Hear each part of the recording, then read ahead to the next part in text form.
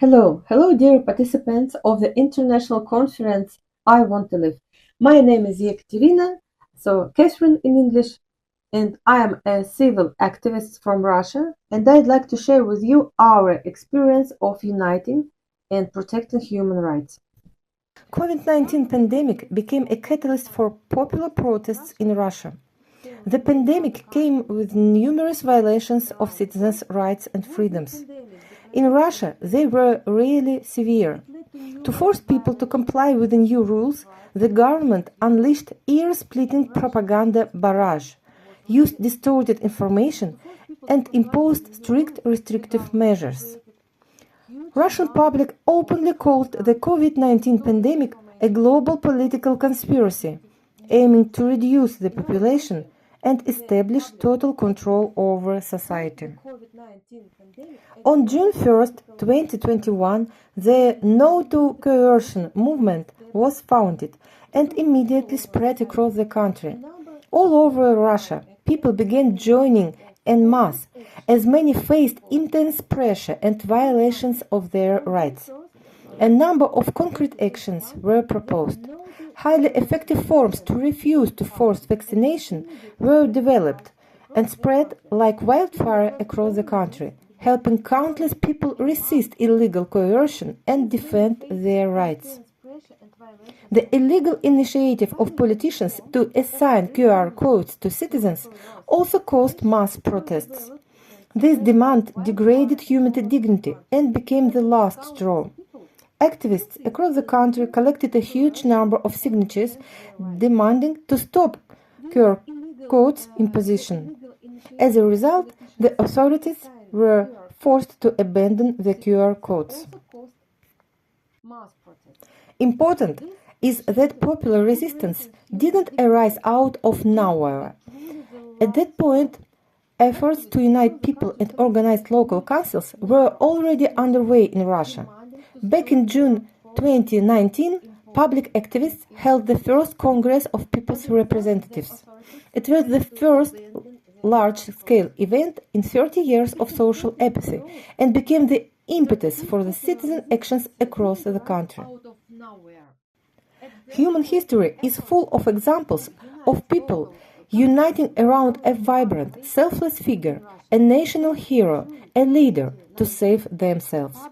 First and foremost of them is Indian Mahatma Gandhi. Russia also has such leader. This is a woman, Svetlana Lada-Rus. Her ideas for uniting the people and reviving true democracy have become a guiding light for countless activists across the country. Lada-Rus is a strong and courageous person who has dedicated her life to establishing social justice and protecting the rights of people in Russia.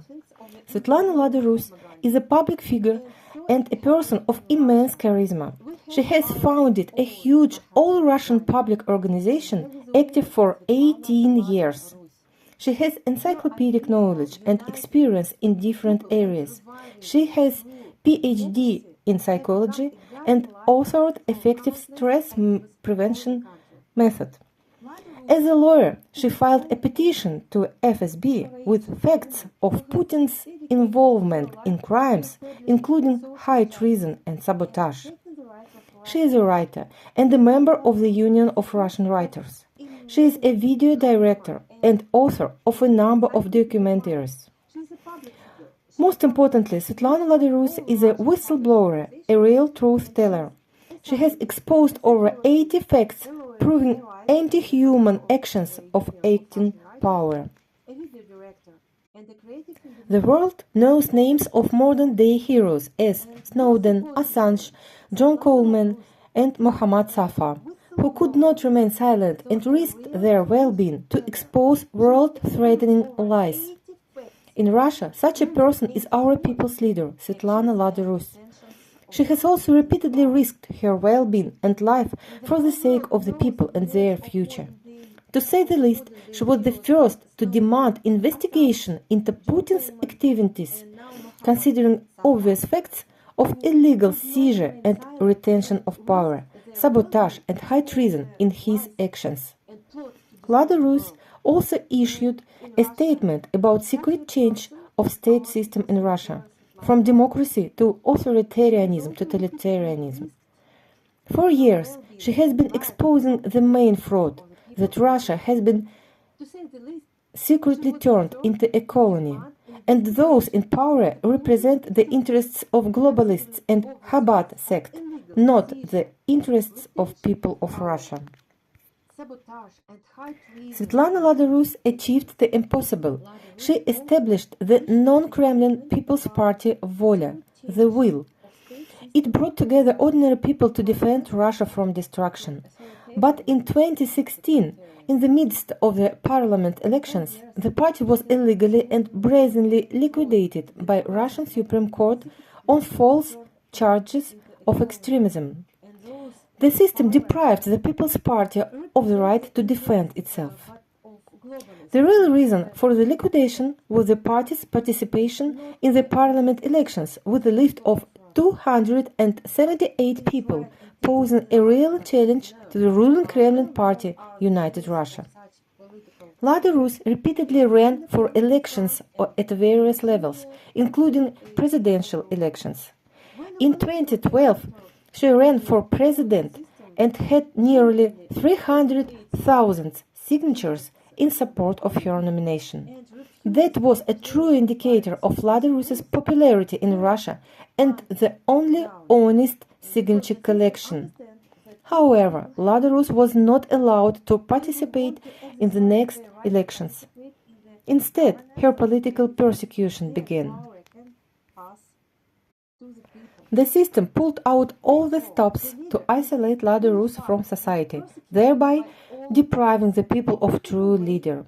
Authorities have not dared to directly prosecute her for her statements and political activities, because Lada-Rus and her allies operated legally, competently and bravely. Instead, a scheme was devised to get rid of the unwanted debunker by fabricating a criminal accusation on an obviously bogus pretext based on false accusations. This method of eliminating undesirables has long been tried and tested in other countries. Well known are the cases of Marine Le Pen in France and Eugenia Guțul in Moldova. When political competitors to the ruling system genuinely advocate for the interests of the common people and refuse to play by the system's rules, they are hunted down. Because the system understands that when people have a leader, they will want to exercise their right to participate in the government, and then power can pass to the people. Therefore, such leaders are vilified and persecuted by all means in order to turn the people away from their leader. Similar actions were taken against Martin Luther King and Mahatma Gandhi. But the people didn't believe the government's smear campaign and followed their leaders to the end. And so both Black Americans and Indians achieved freedom. Therefore, it is the people who can and must stand up for their leader. I know there are movements that claim the people don't need leaders, that it's every man for himself. But a people without a leader is like a train without a locomotive. They are disunited, lacking common goal and driving force, and will be unable to resist the globalist system that has enslaved all countries. This system is well organized and has its own hierarchy and its own leaders.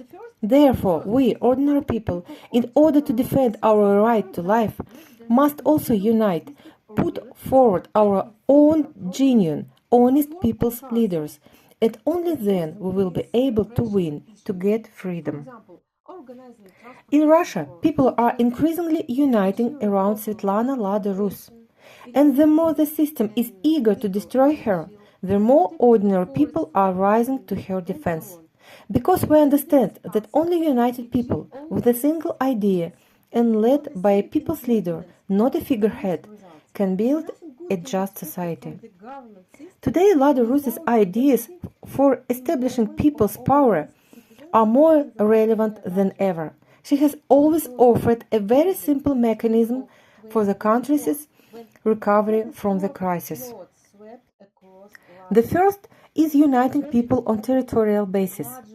For example, residents of a single district or village facing similar problems form a council to address these pressing issues. For example, organizing transportation for school children, ensuring local road reparation, eliminating an illegal landfill, protecting a forest from logging, and so on. A residents' council can achieve all of these things. Only civic engagement brings results. Nothing good can be expected from the government system without active involvement of organized citizens in the life of their country. We saw this vividly in the spring of 2024, when catastrophic floods swept across Russia. The tragedy happened largely due to officials' failure to fulfill their direct responsibilities. They failed to take adequate flood prevention measures. Only when the people held them accountable and demanded to report, to provide and fulfill the flood water prevention plan, only then the authorities began to act. We've long understood that officials do not care about people, are not interested in solving people's problems. The only way to protect our rights is through genuine public unification. For example, distant learning didn't last long in precisely those areas where parent councils were rarely active and strongly opposed to this form of education. The plan to enslave people with injections, masks, and QR codes essentially failed thanks to the active and informed protests of councils across the country. Activists filed complaints with the prosecutor's office, filed lawsuits against gubernatorial decrees, conducted active educational work. All these active efforts have brought results. Svetlana Lada-Rus has always encouraged people to engage in this kind of civic engagement, and it produces good results. That's the first point. The second point, united, organized people can peacefully and legally express their will to reject current system of government. And the third point, open popular elections at all levels with the participation of truly trustworthy people. Establishment of people's system of government, accountable to the people. This is a peaceful and legal path to restore the rights of the people. I believe this is the only true path, not only for our people, but for the entire world, for the people to assert their right to life, freedom, prosperity, clean environment, the resources of their country, freedom of speech, and the right to elect their representatives. But the real people's power can only be built with a leader who is of the people and for the people. Indeed, the entire world is now on the brink of an abyss. The intention to destroy the world with 4 horsemen of the apocalypse is well known and was openly demonstrated at the opening of the French Olympics. The horseman Death rode on the Seine and then led all the countries with him. A nuclear explosion, followed with scorched earth, was also staged there. So, is this where the current elites are leading the world? Total control, complete deprivation of the people of their legal rights, with looming Third World War, that's what the current system of governance has led the world to. Our people understand this and refuse to be in slavery and poverty in their own country. So, the time has come for the people themselves, in order to survive, to take control of their countries into their own hands. To ensure that, it is essential to identify people's leader and rally around him. Russia has such a leader. Russia is not Putin. It's safe to say that real Russia is Lada-Rus. She is persecuted by the acting system, but the people stand behind her. This is the real popular opposition in our country, which is carefully silenced and concealed. That's why you don't know this Russia. The official media won't tell you about it for their lie. They portray Russians as aggressors, and they don't tell you that there is no popular support behind the political decisions of the country's current leadership. Russians recognize Svetlana Lada-Rus as their leader, not the Chabad Jew Putin. You must know that Putin won't save the world from the globalists. He is just as much a puppet in their hands. There is a real popular liberation movement in Russia, the Lada-Rus Union. It expresses the interests of the common people to live justly and happily in their own land. Spread the word about Lada-Rus, the true leader of Russia. This is the truth everyone needs to know. By doing so, you will greatly help both the world and yourself. Thank you for your attention.